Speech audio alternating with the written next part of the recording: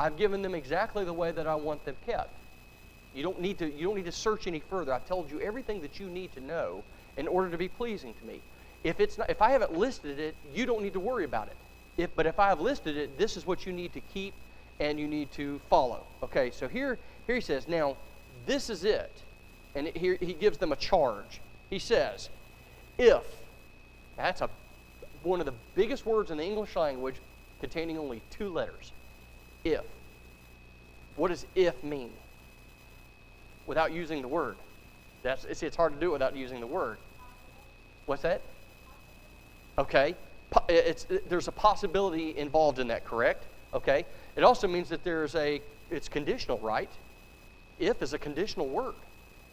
It's very much an action word. It's a conditional word, meaning, well, I tell you what, let's let God use it. Let's let God explain it in his own words, because he tells them exactly what he wants them to know. If you walk in my statutes and keep my commandments and perform them. So now a lot of people would say, well, what statutes? Well, the ones I've just told you. The ones I've just given to you. The one that Moses, my servant, has written down. The ones my servant Aaron has been charged with.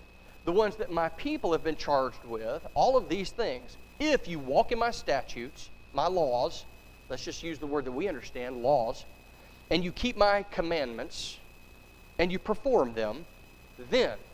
All right, so we've got an if-then statement. And almost all if statements are then statements. If you do this, then I'll do this.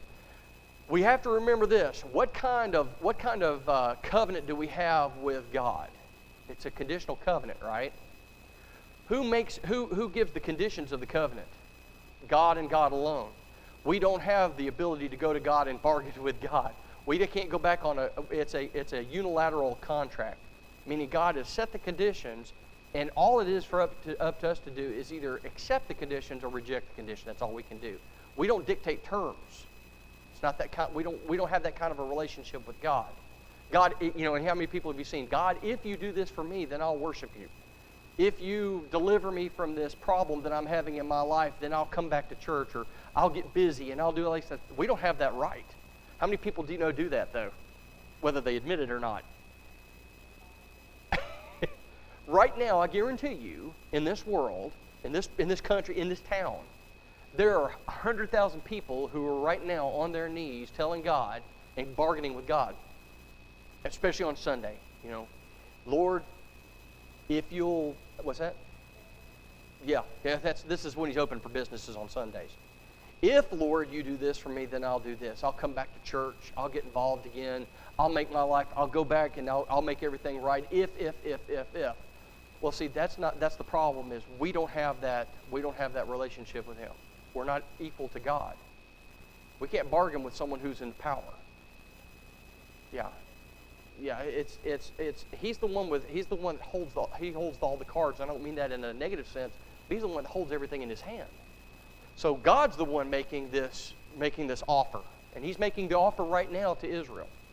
And this is his offer. If you walk in my statutes and keep my commandments and perform them, then, and here he lists a great many of the blessings that he's going to give them. Let's look at what he says. Then I will give you rain in its season. Now, take that first one. We know that the reason, well, I'll tell you what, no, it's not. Let's read them and then we'll come back to them because these are important. Then I will give you rain in its season, the rainy season, and the land shall yield its produce, and the trees of the field shall yield their fruit. Your threshing shall last till the time of vintage, and the vintage shall last until the time of sowing. You shall eat your bread to the full and dwell in your land safely. I will give peace in the land, and you shall lie down, and none will make you afraid. I will rid the land of evil beasts, and the sword will not go through your land. You will chase your enemies, and they will fall by the sword before you. 5 of you shall chase 100, and 100 of you shall put 10,000 to flight. Your enemies shall fall by the sword before you. Okay, so let's look at some of these things. Let's look at what does he basically promise them? He's promised them about. Remember, what did he call the land of Canaan? Milk and honey, a land of plenty, a land of fullness. And this is what he was promising the children of Israel when he delivered them out of the land of Egypt. He said, I'm going to take you to a land that is overflowing with milk and honey. Okay, basically means it's a land of plenty. You're never going to go without. But here he says, the way that this land is going to maintain its bounty, the way it's going to maintain its plentifulness, the way it's going to sustain you is if you keep my commandments and my statutes and obey them. So what does that tell us? Because we read throughout the history of the children of Israel, they had droughts, they had famines, they had enemies from outside of the land of Israel that came into their land on the outskirts, and they took their people captive. We see where there were evil beasts in the land. The dangerous animals were still in the land. That many times their harvest would not, when it says their harvest would last until the vintage, meaning they basically, when they harvested, they would have enough to last them until the next year's crop. They would never go without. But every time we read in the Old Testament, we read about the history of the land of Israel, they were always in a drought. They were always in a famine. They were always having nations coming in from outside of them to take captives, to lay waste, to and all of these nations, especially the nation of Philistine. The Philistines were constantly coming in and wreaking havoc in the land. So we see where all of these things happen. So does that make God a liar? No. There was a reason then that these things were occurring. What was the reason that they were occurring? Okay, and let's look at this. All right, in verse 14, we're just going to go to verse 14 really quickly because this kind of gives us an understanding. Okay, but, and that's another big word with only 3 letters. But. Okay, so we got if, then, but.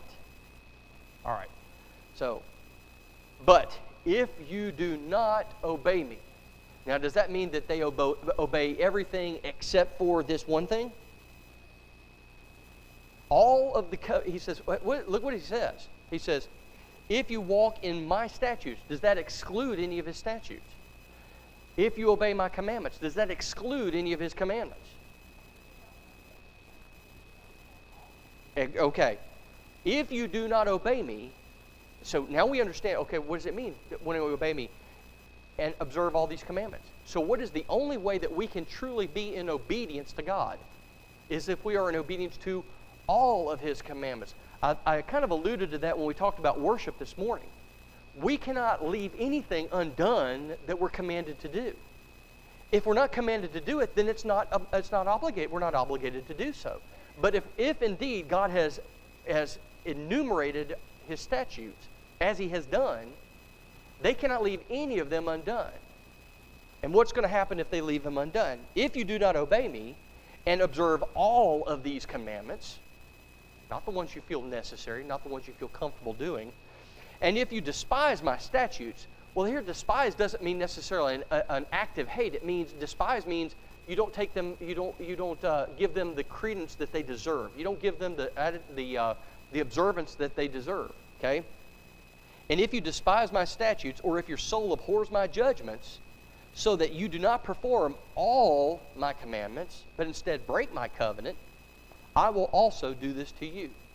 Now, as he enumerated all of the great things he's going to do for them, and you think about it. Think about what he just promised them. They would never worry.